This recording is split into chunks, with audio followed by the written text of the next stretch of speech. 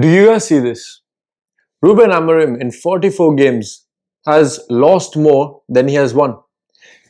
Now, you might have seen this was 18, but this number is actually now 19, with the worst defeat in our history.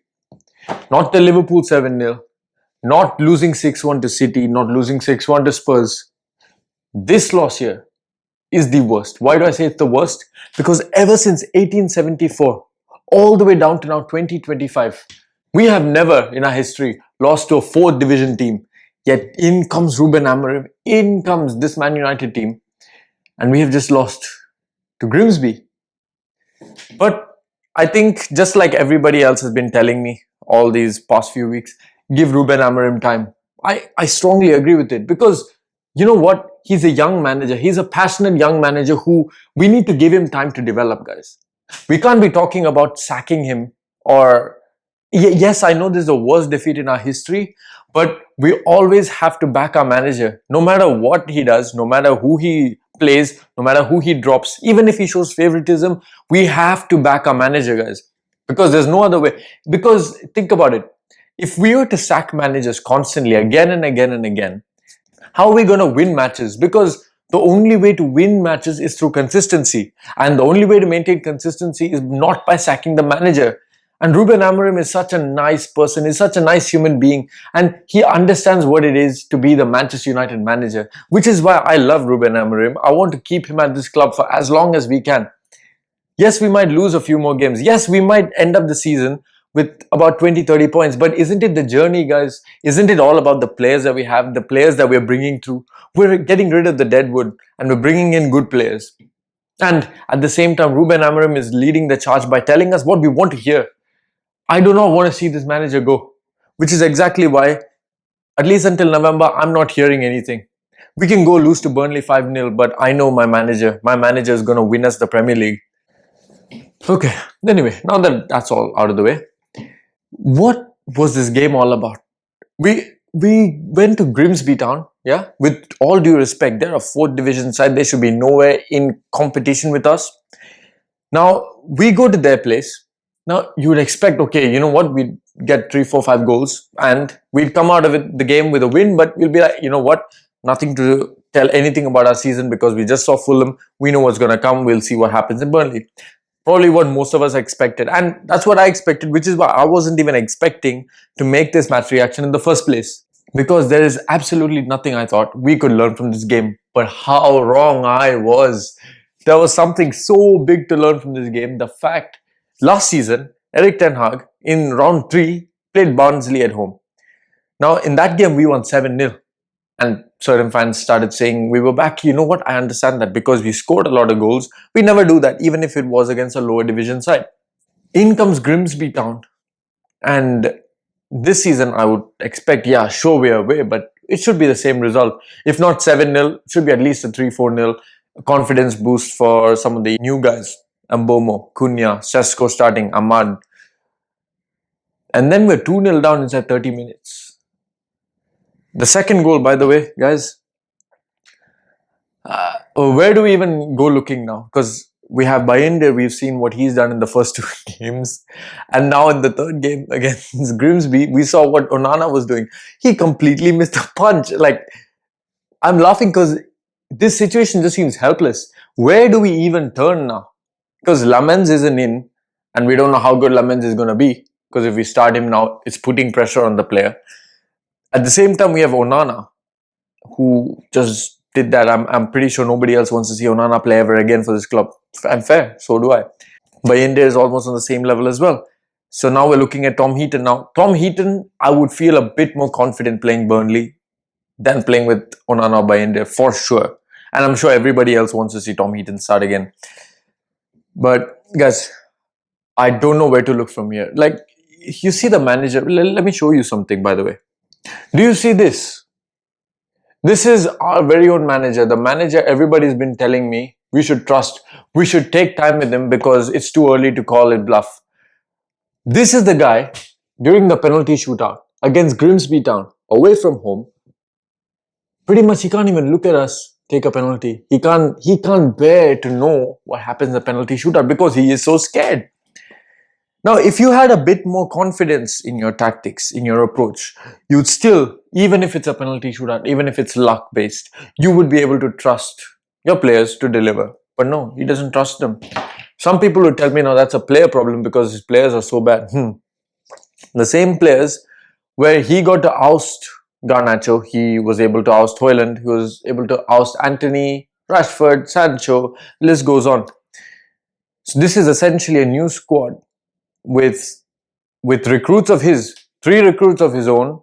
Ahmad we know he loves, but he plays at right wing back anyways. Lenny Yoro, Matthias de Ligt, Casemiro, Bruno Fernandes is his favourite, Diogo Dalot is his favourite, Patrick Dogu was his signing, and we can just keep going on. This is let's just at least say there are 6 players here in the squad he would absolutely love to play every time. Kobe Mino on the bench normally. He played today, got an assist. I'm not going to say he had an amazing game, but still, what matters is Ruben Amorim is exposing himself as a fraud every single week. And now I think for the first time, after how long, everybody is understanding, realizing that Ruben Amorim is a fraud. All I'm telling you, anybody who's converted after today's game, all I'm asking you is, what have we seen very different from today's game to the weekend's game to the Europa League final, and we can keep going on the entire list. It's the same thing. This is what I've always been saying. I'm not talking about a result. Yes, we can lose a game, but there's a way to lose a game. And this is certainly not it, because we've seen this repeated. Let's say out of the 18 or 19 games that he's lost right now, we could say in at least 10 of these games, or 11 or 12, we have played the exact same way. How many games have we lost where we probably deserve to win? I would say the only 2 games rather, on the average deserve to win was the Emirates game last season at Arsenal and the Old Trafford game this season against Arsenal. Those are the only 2 games you could say, if we had a chance at all, we should have probably won. But then even then, you still have to put the ball in the back of the net, otherwise it doesn't count. And we didn't in either of the games, so we just have to move on. All I'm saying is I'm done with this manager. This guy is a fraud. He has to be, you know what? He has to be sacked actually today, but we knew that's not going to happen, right? It's not like we haven't watched United for the last 10 years. We know how this works. So they're not going to sack him now. They're going to keep him till Burnley. We're not going to lose Burnley. We're going to draw against Burnley. Or we're going to win 1-0 or 2-0. And suddenly everything turns around, because now it's the international break. The last thing everybody remembers is, oh, we beat Burnley. Oh, we drew to Burnley. We at least didn't lose to them. So it's not bad. And then everybody's heads get turned. And then now we're thinking, oh, 4 points out of 9 is not so bad. And yeah, we got knocked out against Grimsby, but that was last week. Now we have the transfer deadline day to look forward to, and then we might sign Lamens on the last day. And now we're looking at, oh, we have Lamens and we just beat Burnley. Now things are looking up. Come back from international break, we have Man City and Chelsea back to back. Just pray for us. That's all I can say. Pray for United, because if you think City, if there's any chance of getting a draw out of City, fair. Chelsea, what are we doing against Chelsea? Tell me, please.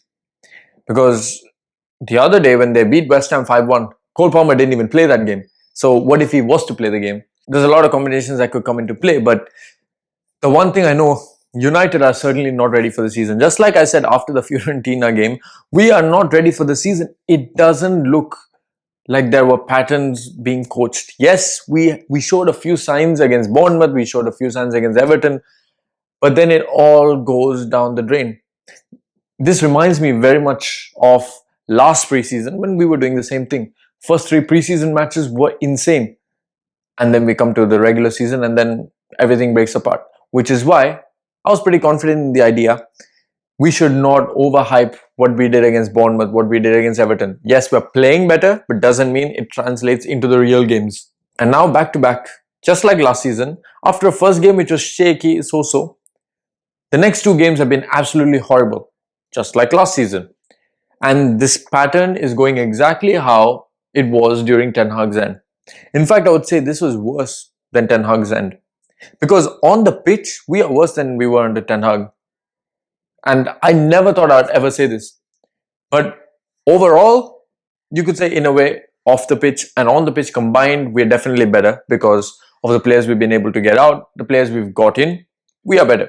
But just on the pitch, with the results and with the performances we're seeing week in, week out, this is probably the worst I've ever seen. Guys, 27% win rate, 24% win rate. It's somewhere around there. That's Ruben Amorim's win percentage at United. And it's not 5 games, it's not 10 games, not 20, not 30 games. We're talking about 45 games. And he's only won 24% of these games. Like, do we need a reminder of what happens when we keep sticking to something that doesn't work? And people are going to tell me now that we have done this in the past and we've sacked managers and we still keep on going in the same path, and that is why we shouldn't sack Ruben Amorim. Well, I want to ask you this now. After they were sacked from United, let's go through the managers, right? Let's ignore Van Gaal, because what did Van Gaal do after United anyways? Let's go from Jose. So, what did Jose do right after being sacked from United? So, he had a sabbatical, and then right after that, he went to Spurs. What did he win at Spurs? Absolutely nothing, right? So, we didn't make a mistake there. And then after that, he went to Roma, and then after that, that's a long period already. And then, even after that, he went to Roma, he went to Fenerbahce. Unless I'm forgetting another club, these are the 2 clubs he went to after Spurs. And yes, he won a Conference League. However, that's all much later. And we know who Jose Mourinho is. No shade at Jose, by the way. Now, let's go to the next manager, Ole. Everybody was like, Ole's at the wheel, blah, blah, blah, blah, blah, blah. Now, we sacked him, right? And after we sacked him, he was without a job for how long? And how many needed a manager after we sacked Ole? But nobody went for him. And after that, he ends up at Besiktas. Now, what is he doing at Besiktas? Is he tearing up the Champions League? Is he tearing up the Super League? No. So, that's another manager that's gone there. Now, let's look at Erik ten Hag. Sacked by United last season and then replaced by Ruben Amorim, obviously. And now, Ten Hag has been sacked from here. And then again, nobody came calling till this summer when Erik ten Hag got signed by Bayer Leverkusen. Now, Bayer Leverkusen, a big team, I understand all that. What happened in his first game? In his first preseason game, he played the Flamengo under-20s. Guys, don't think I forgot this. Flamengo under-20s with a mix of first-team players. Kind of like what we did today against Grimsby. It was a team that should have won, definitely. And they got smashed 5-1. And even in the Bundesliga, I think they lost their first game. Basically, all I'm saying is they're not looking good there either. So all the managers we have sacked have turned out to be actually going down the trajectory instead of going up. I can't name you one manager who's gone up. If we really want to pick names, Michael Carrick got sacked from Middlesbrough afterwards. Ruud van Nistelrooy went to Leicester City and got sacked from Leicester City as well. So when you go down the list, all the managers that we have moved on have done worse than what they have done here. So if we sack Ruben Amorim, you're going to say, oh, we keep going in the cycle of sacking managers. Yes, because once we've sacked the manager, none of them have gone on to do well. And it's the same thing with Ruben Amorim. In fact, I would say he's the worst out of the entire bunch. Yes, he has principles. Yes, he has morals, which I kind of do agree with. I don't doubt that. But the guy on the pitch, coaching, instructions, it just doesn't work. His favoritism over players, especially Portuguese players, Diogo Dalot and Bruno Fernandes, I will not understand. His misprofiling of players, I've said this for coming up to 6-7 months. His misprofiling of players is the reason why we keep losing. You drop Bruno Fernandes as a CM just to accommodate him. He is not a CM. Why? Because in that box-to-box, he needs a bit of dynamism and a bit more defensive discipline. And Bruno Fernandes, we know, doesn't have that at all. So we lost to Grimsby anyways, guys. We lost to Grimsby and now we're out in round 2.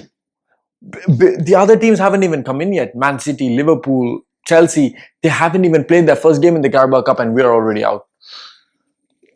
It's going to be a long season, that's all I'll say. It's going to be a very, very, very, very, very long season. We can call off the season right now because the only thing we had left was the Carabao Cup and FA Cup, because Premier League we were never challenging anyways. Now we have these two and we're already out of one. So we're just left with the FA Cup. And judging by what you've seen so far, do you think we're winning the FA Cup? Well, now if you think that we're winning the FA Cup, comment down below. FA Cup champions. Because why not? I'm going to say it. FA Cup champions, Premier League champions. Sack Ruben Amorim, please. Thank you very much, and I'll see you all in the next one.